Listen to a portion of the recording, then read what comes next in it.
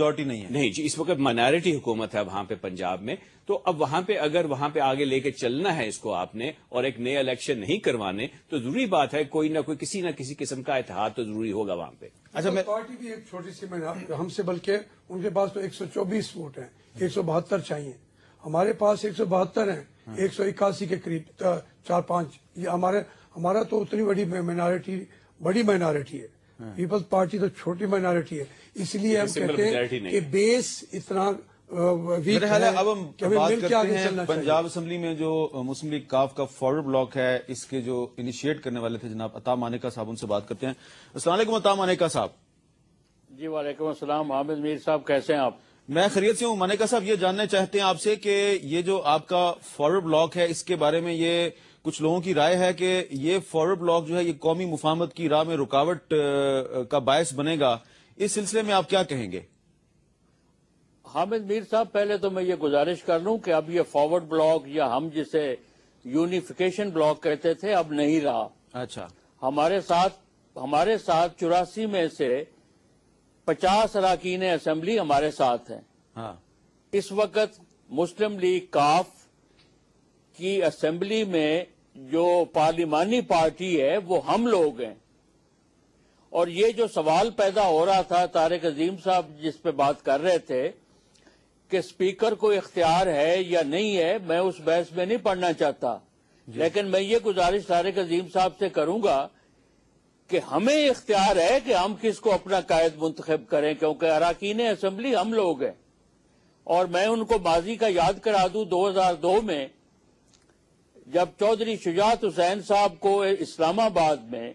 قومی اسمبلی کے اراکین نے اکٹھا ہو کر منتخب کیا تھا اپنا پارلیمانی لیڈر، تو میاں محمد اظہر اس وقت صدر تھے مسلم لیگ کے، ان کی نہ اجازت انہوں نے لی تھی نہ ان سے نامینیشن لی تھی۔ اب انہوں نے ایک اور طریقہ کیا ہے کہ جس رات ہماری تعداد 47 ہوئی ہے، انہوں نے کوئی نئے رولز گھڑ لیے ہیں جن کو کہتے ہیں رولز 2009۔ تو اگلے دن راجہ بشارت صاحب ایک چینل پہ لائے تھے وہ رولز، تو میں نے کہا راجہ صاحب اگر یہ پرانے ہیں تو ان کی ایک کاپی ہمیں بھجوا دیتے، آپ یہ رات کو بنائے آپ نے، تو اس کو تو ہم مانتے ہی نہیں ہیں۔ اچھا مانیکا صاحب، یہ جو آپ کا بلاک ہے، آپ کا جو گروپ ہے، اس کی تعداد میں بھی رات کو اضافہ ہوا، راجہ بشارت صاحب بھی رات کو ہی چیزیں لے کے آتے ہیں، تو یہ سارے کام رات کے اندھیرے میں کیوں ہوتے ہیں؟ کیا یہ رات کے اندھیرے میں سیاہ کاریاں نہیں ہو رہی؟ حامد میر صاحب، یہ سیاہ کاریاں نہیں ہو رہی، سیاہ کاریاں یہ میرے بھائی سے پوچھیں، میاں منظور احمد وٹو سے۔ جب یہ پنجاب پہ انہوں نے ڈرون اٹیک کیا تھا اور مسلم لیگ نون کی حکومت کو گرایا تھا، تو یہ رات کے اندھیروں میں کیا کرتے تھے؟ یہ میرے بھائی اس 4 رکنی کمیٹی کے ممبر تھے، وزارتی کمیٹی کے، جو پنجاب فتح کرنے آئی تھی، اور یہ پتہ ہے مجھے بھی باتوں کا بڑا پتہ ہے۔ یہ قومی مفاہمت جس کی طرف اب جا رہے ہیں نا پیپلز پارٹی والے، جی حامد میر صاحب مجھے ایک شعر یاد آ رہا ہے، نہ تم بدلے نہ دل بدلا نہ دل کی آرزو بدلی،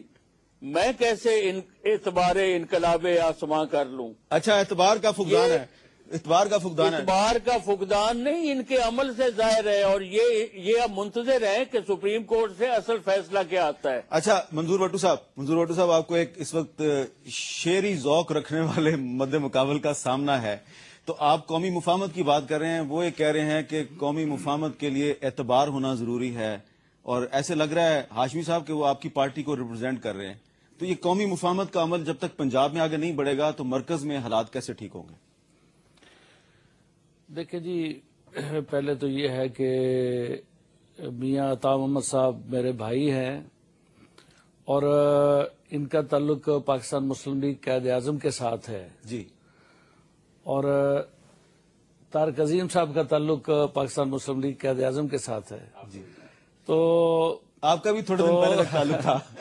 تو ایک زمانہ تھا، وہ تو ایک زمانہ تھا جب بھٹو صاحب بھی پاکستان مسلم لیگ میں تھے، جی جی، اور ایک زمانہ تھا جب قائد اعظم کانگریس میں تھے۔ جی، تو میں سمجھتا ہوں کہ یہ مناسب ہوگا کہ میاں عطا محمد صاحب جو میرے بھائی ہیں، ان کی بات کا جواب طارق عظیم صاحب دیں۔ میں نہیں مناسب سمجھتا کہ میں ان کے فارورڈ بلاک کے جھگڑے میں پڑھوں جی جی، یا ان کی پوزیشن کے بارے میں کوئی بات کروں، لیکن لے جو ڈرون اٹیک کی بات کی لیکن کہ آپ بھی ڈرون اٹیک کرنے والوں میں شامل تھے۔ جہاں تک اس بات کا تعلق ہے، اس میں جو میرے بارے میں انہوں نے ارشاد فرمایا ہے، اور میرے بارے میں وہ اکثر ارشاد فرماتے ہیں، لیکن میں کبھی ان کی بات کا جواب نہیں دیتا، اس لیے کہ ہمارا ایک تعلق رہا ہے، ہم ایک علاقے سے رہنے والے ہیں، تو کچھ سیاسی اخلاقیات بھی ہوتی ہیں۔ میں تو میاں عطا محمد کی ذات کے بارے میں یا ان کے کنڈکٹ کے بارے میں کوئی بات نہیں کرنا چاہتا۔ جہاں تک میرا تعلق ہے کہ میں ڈرون اٹیک جو ہے وہ میں نے کیا تھا، تو اس وقت صورت یہ تھی کہ پاکستان مسلم لیگ کی صوبے میں حکومت تھی، میں اس کا اسپیکر تھا،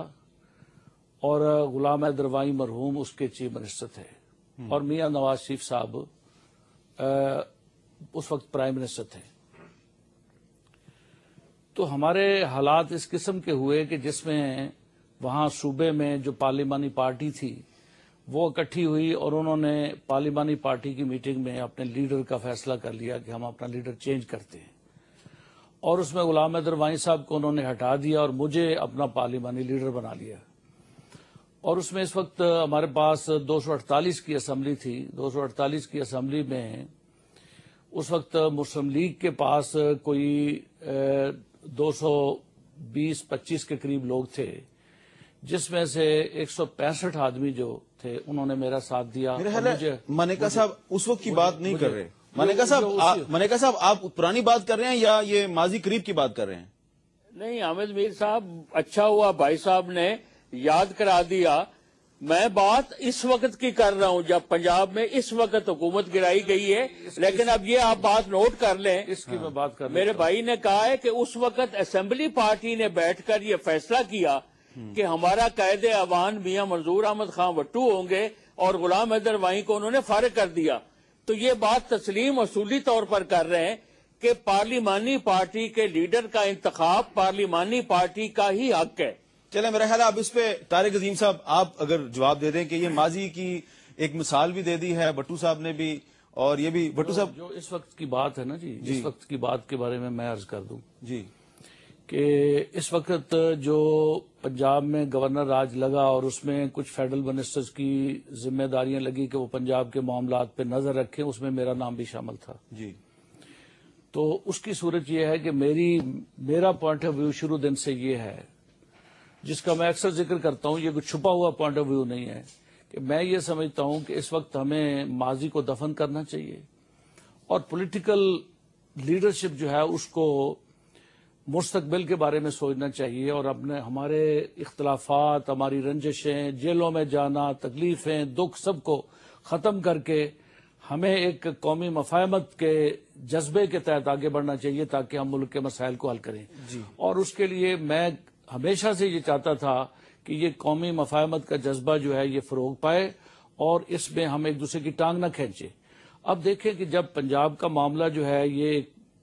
جو اس وقت آیا، تو اس میں میری پوزیشن یہ ہے کہ میں 2 دفعہ پنجاب کا چیف منسٹر رہا ہوں، اور 3 دفعہ میں پنجاب اسمبلی کا اسپیکر رہا ہوں۔ تو اب میری پارٹی پاکستان پیپلز پارٹی میرے ساتھ مشورہ نہیں کرے گی پنجاب کے معاملات بارے میں، تو وہ اور کس کے ساتھ مشورہ کرے گی؟ چلیں ٹھیک ہے، لیکن آپ کہہ رہے ہیں ماضی کو دفن کیا جائے۔ یہاں پہ ایک چھوٹا سا وقفہ لیتے ہیں۔ منظور بھٹو صاحب دوبارہ قومی مفاہمت پہ زور دے رہے ہیں، ان کا کہنا ہے کہ ماضی کو دفن کر دیا جائے، ماضی کی جو تلخ یادیں ہیں ان کو دفن کر دیا جائے۔ کیا یہ ممکن ہے؟ بات کریں گے ایک وقفے کے بعد۔